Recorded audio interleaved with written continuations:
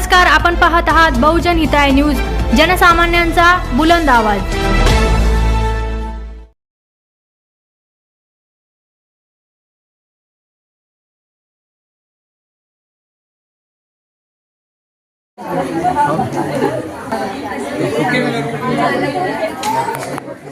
हाँ इधर देखिए। तुम्हें आँखा बंद कर लिया आपने।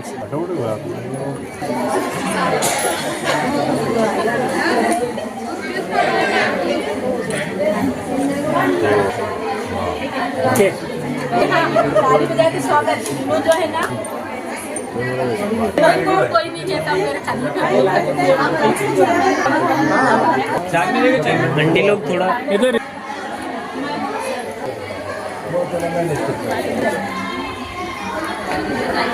जिला पडलं कार्यक्रमाच्या संदर्भामध्ये माहिती सांगा, कशा संदर्भामध्ये आपण हा कार्यक्रम आयोजित केला होता आणि या कार्यक्रमाचं सक्सेस काय आहे या संदर्भामध्ये आपण आज जे आहे 8 ऑगस्ट, आज आमची जी संस्था आहे सहारा मल्टीपर्पज वेलफेअर सोसायटी याचा आज वर्धापन दिवस होता।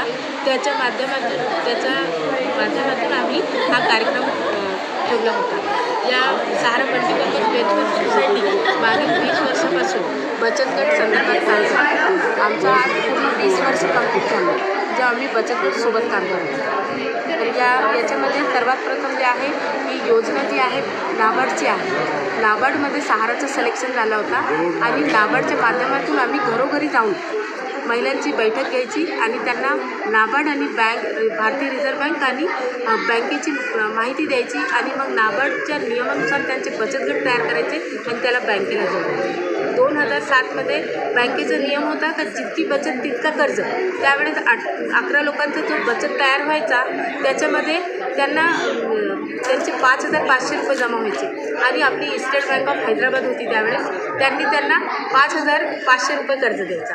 तर ते कर्ज घेऊन आम्ही त्या महिलांना त्यांच्या वाटेला जवळपास 700 रुपये यायचे, ग्रामीण भागाला पण आणि शहरी भागाला। तर आम्ही ते 700 रुपये त्यांना द्यायचे आणि त्यांना त्याच्या माध्यमातूनच व्यवसायाला आम्ही लावले। असे बचत गट आज पण कार्यरत आहेत तर ज्यांनी 700 रुपयामधून जे व्यवसाय करून घेतलेला आहे ते आज एक होलसेलर म्हणून उपलब्ध होलसेलर झाले। म्हणजे त्यांच्याकडे जे महिला होत्या जे म्हणजे पापड आणि कुरडईचा व्यवसाय केला, त्याच्यानंतर आचार हे विकले, त्याच्यानंतर शाळेजवळ टोपली घेऊन बसल्या त्या 700मध्ये। त्याच्या माध्यमातून त्यांना नंतर मग एक छोटीशी टपरी टाकली। टपरीच्या माध्यमातून मग वरती जाऊन ते लोक म्हणजे सर्वजण कामाला लागलेले आहेत। त्यावेळेस म्हणजे जवळपास आपल्या जिल्ह्यामध्ये नाबार्ड आणि शहरी ग्रामीण भाग मिळून फक्त 45 बचत गट तयार करते आणि त्यांना जास्त करून म्हणजे बँकेतर्फे इतकं कर्ज नव्हतंच। मौलाना आझाद कॉर्पोरेशन फायनान्सने बचत गटाला सर्वात प्रथम कर्ज दिलं होतं आणि सर्वात जास्त कर्ज सहाराच्या माध्यमातून महिलांना 11 लाख रुपये भेटले। 11 लाख रुपये भेटल्यानंतर त्यांनी म्हणजे मौलाना आझाद कॉर्पोरेशन फायनान्सची तर आपल्याला माहिती असेल तर लोक त्यांचे पैसे परत करतच नाही, एकदा घेतले का माफ म्हणून सोडून देतात। पण या महिला बचत गटांनी त्यांची एकूण एक रिकव्हरी केली होती। 11 लाख रुपये त्यांना परत केले होते। ती रिकव्हरी बघून महाराष्ट्र गव्हर्नमेंट आणि मौलाना आझाद कॉर्पोरेशन फायनान्सने आम्हाला 2009मध्ये मौलाना आझाद अवॉर्डनी सन्मानित केले अशोकराव चव्हाण। त्याच्यानंतर हा कार्यक्रम वाढत गेला। बँकेच्या मार्फत ही योजना चालूच आहे। समाज कल्याणच्या द्वारे म्हणजे अनुसूचित जाती जमातीचे जे बचत गट आम्ही तयार करतो, म्हणजे जे बचत गट त्या खात्यामध्ये बसतात त्यांना त्या खात्यात बसून आम्ही त्यांना त्याचा लाभ करून देतो।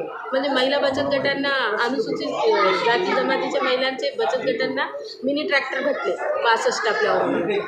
ते 62 बचत गट काही लोकांनी लीडरच्या नादमध्ये येऊन ते म्हणजे घरात समोर ठेवायला जागा नाही त्यांनी विकून टाकले। पण ग्रामीण भागाचे जे बचत गटांचे ट्रॅक्टर होते ते आम्ही साखर कारखान्यामध्ये लावले तर त्यांना त्याचे 23,000 रुपये महिना त्यावेळेस उपलब्ध झाले। आणि हे करताच म्हणजे संस्था पण पुढे गेली आणि लोक इतके जुळले का म्हणजे मागं येण्याचा झालंच नाही का आपण कधी मागे वळून आम्ही पाहिलंच नाही का आपण किती पुढे निघून गेलो. आणि ज्या 20 वर्षाच्या कालावधीमध्ये किती बचत गट आपण 20 वर्षाच्या कालावधीमध्ये जवळपास आमच्याकडे म्हणजे पहिले मी जे मुस्लिम बचत गट पण तयार केले होते, पण जे व्याजाचा जो मुद्दा होता पहिले व्याजाचा नको म्हणजे मुस्लिम समाजामध्ये व्याज हराम, तर लोक याच्यामध्ये खूप जोडले गेले होते. 1000-1500 मुस्लिम बचत गट तयार झाले आणि एकदम बंद झाले. मग त्याच्यानंतर आम्ही प्रत्येक समाजामध्ये काम केलं आणि आज जवळपास माझ्याकडे 1000पर्यंत बचत गट झालेले आहेत. नाबार्ड आणि ग्रामीण भागाचे शहरी भागाचे मिळून याच्यामध्ये सर्व धर्मांचे बचत गट आहे. असं कोणताही समाज नाही जे बचत गटाला जोडलेलं नाही आहे. फक्त एक शीख समाजाचं मी बचत गट तयार केलं होतं, पण त्या 3-4 त्याच्यामध्ये असे बचत गट झालते तर त्यांनी बँकेचं कर्ज घ्यायचं आणि बाहेर त्याला 15% द्यायचं, म्हणजे ते महिलांना देत नव्हते म्हणून मी ते बंद करून टाकले. आणि दुसरं भौरी समाज आमच्यापासून ते आम्ही त्यांना जोडलं नाही. दुसरं जैन, सोनार, लोहार, कुंभार, दलित, मुसलमान सगळे याच्यामध्ये आणि सर्वांनी याचा लाभ घेतलेला आहे. जे महिला आज 700 रुपये घेत होते आज त्याच महिलांना आम्ही 10-10 लाख रुपये देतो. आज 10-10 लाख रुपये. आणि आज जे निडको कॉर्पोरेशनचे जे सर आले होते, सहाराचं सिलेक्शन निडको भारत सरकार स्टार्टअप इंडियामध्ये झालं, त्याच्या माध्यमातून आम्ही एका महिलेला 50 लाख रुपयेपर्यंत कर्ज देऊ शकतो आणि 50% त्याची सबसिडी देऊ शकतो. तर हे गटाच्या माध्यमातून हे महिला पुढे आलेले आहेत आणि आज ते स्वतः म्हणजे ते इंडिपेंडंट झालेत. ते स्वतःचे कारोबार, स्वतःचे निर्णय सगळे ते स्वतः करून राहिले. आज त्यांना कोणाची गरज नाही आहे. म्हणजे ते जे सुशिक्षित होते ते तर पुढे गेले, पण जे अनाडी अनपढ होते त्याही व्यवसायाच्या माध्यमातून पुष्कळ पुढे गेले. महिलांच्या उद्धाराचं कार्य जे आहे सावित्रीबाई फुले आणि ज्या समाजसुधारकांनी काम केलं त्या मालिकेमधलं हे आपलं काम आहे. शासनाने या संदर्भात आपली दखल घेतली आहे. आपल्याला पुरस्कार देखील मिळालेले आहे. याच्यानंतरसुद्धा आपले काही असे उपक्रम आहेत का महिलांच्या संदर्भात वेगळ्या पद्धतीचे? आता म्हणजे आता आमची जी इच्छा आहे तर म्हणजे पहिले बचत गट तयार केलं, मग त्यांनी आपसात एकमेकांना कर्ज मदत गट तयार केला. आता याच्यापुढे त्यांना उद्योग गटमध्ये सर्वात प्रथम त्यांना पुरस्कार मिळाला पाहिजे ही माझी इच्छा आहे. आणि त्याच्यासाठी मी नेहमी सक्षम त्यांच्या पाठीशी उभी आहे. मी पण आणि माझे भाऊ आम्ही जवळपास 20 वर्षापासून हे काम करत आहोत. मी माझ्या लहान लेकरूंना सोडून दिले होते, ते कधी मोठे झाले मला हे माहिती नाही. समाजाला मोठं करण्यामध्ये आपलेही मुलं मोठे झाले. माझी मुलंही समाजाला मोठं करता ते पण मोठं. आपलं कार्य अतिशय महत्त्वाचं आहे. समाज उद्धाराचं कार्य आहे. महापुरुषांच्या यादीमध्ये पुढे मागे आपल्याही नावाची नोंद होईल. आमच्या सर्वांच्या आपल्याला फार फार मोठ्या शुभेच्छा आहेत. धन्यवाद. अच्छा मॅडम, आत्ता तुम्ही म्हणले की काही बचत गट जे आहेत व्याज घेतात म्हणून बंद केलेले, तर आता काय व्याज लागत नाही का त्याच्यावर? नाही, म्हणजे कसं आहे तर 2% व्याजदर याच्यावर होतं.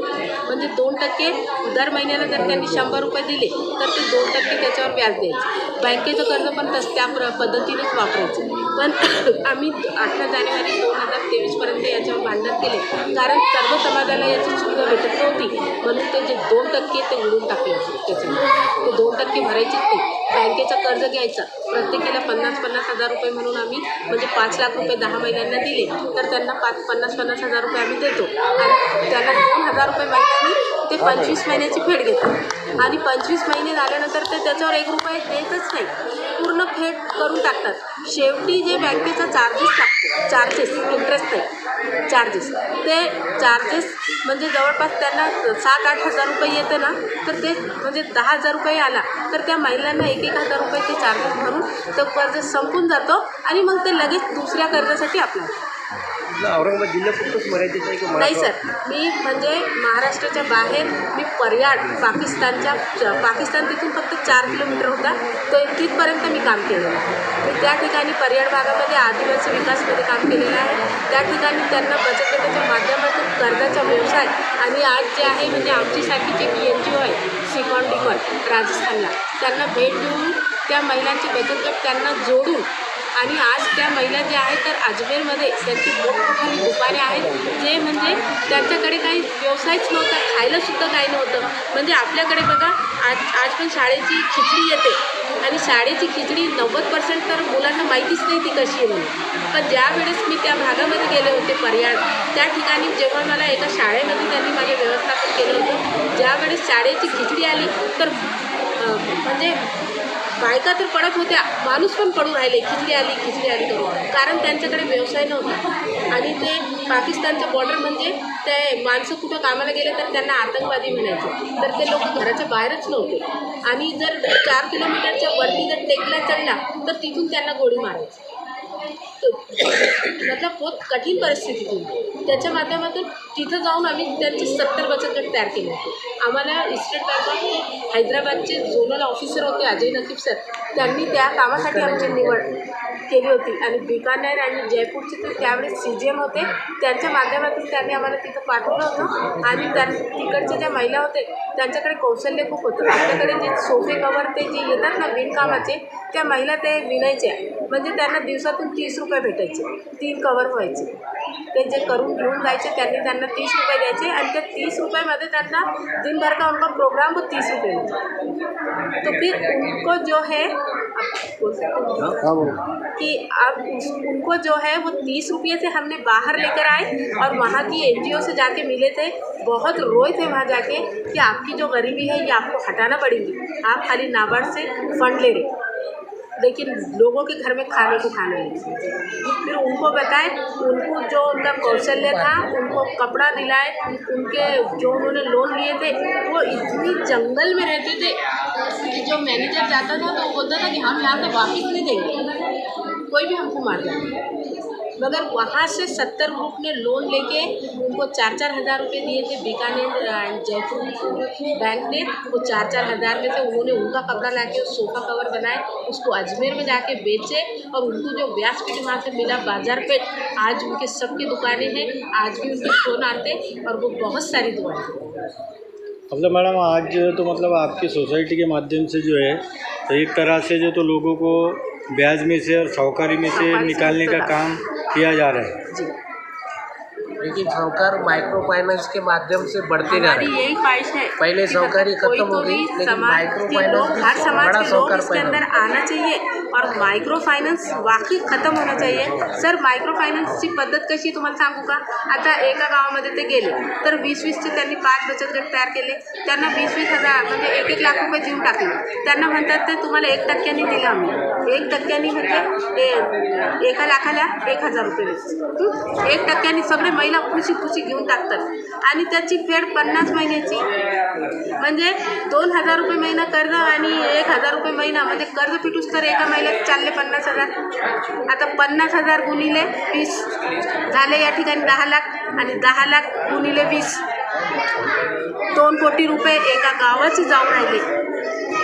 एका गावाचे म्हणजे मुलांचं भविष्य चालला ते व्याज आणि त्या साहूकारी पैशामध्ये मतलब एक लिहाज से बरकत नहीं, जो एक बार उसके नाक को लग गया वो बर्बाद हो गया, वो बाहर आता ही नाही उसमें से, आणि ते येऊ देता ही नाही। जी लालूच दाखवतात याच्या पुढचं कर्ज 3 लाख याच्या पुढचं, पण हे नाही बघतात का तुम्हाला किती याच्यामध्ये तुम्ही किती पुरवता। मी प्रत्येक गावात जाऊन याची म्हणजे खूप प्रयत्न केलं, महिलांचे पैसे मी SDFCला परत करायला लावले, तर नाही इतके पैसे लोक भरू शकत नाही आणि त्यांना व्याजातून काढणं म्हणून गेले। पण आता काही लोकांची मजबुरी, ते म्हणतात आमची मजबुरी, पण असं नाही, स्वतःहून खड्ड्यात जाऊन पडून राहिले आणि त्याला मजबुरीचं नाव देऊ राहिले, व्यसन करून राहिले। घरी येऊन पैसे औरत लेकर आती, वो आदमी पी के ख़त्म कर देता, फिर हफ्ता भरे नहीं जाता और वो औरतें घर पे आके बैठती, वो जो साहूकार है वो आके दरवाजे पे बैठे रहता, फिर क्या करेंगी औरत, वो फांसी ली। इसके लिए खुदकशी जो ज़्यादा हो रही, तो मेरी मतलब हुकूमत से यही दरख्वास्त है कि अगर नॅशनलाइज बँक आगे आती है, नॅशनलाइज बँका पुढे आल्या, जसं SBI बँक पुढे आलेली आहे, महाराष्ट्र बँक पुढे आलेली आहे आणि आता ही स्टँडअप इंडियाच्या माध्यमातून पूर्ण बँका पुढे येणार आहेत। जर या नॅशनलाइज बँका पुढे आल्या तर मला असं वाटतं ही साहूकारी लवकरात लवकर संपून। अस्मा मोहम्मद याकूब शेख, सचिव सहारा मल्टीपर्पज वेलफेअर सोसायटी।